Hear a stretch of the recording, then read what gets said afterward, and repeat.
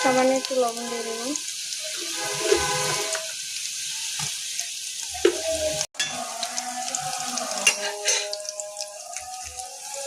এটা হচ্ছে লাউয়ের খোসা আর আলু।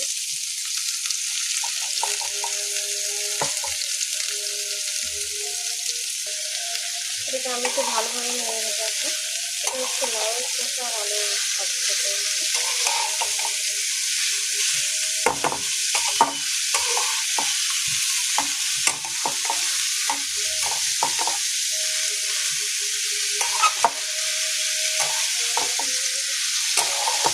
আমি লবণটা আগে দিয়ে দিয়েছি, লবণ দিয়েছি।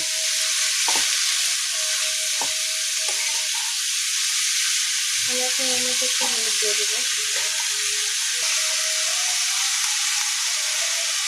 সামান্য একটু হলুদ দেবো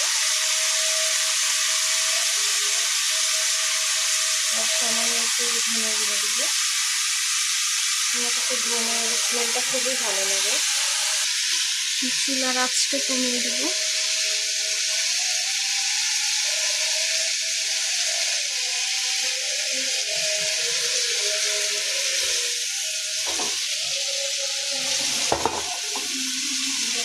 ঢাকনা দিয়ে ঢেকে দেবো এবার।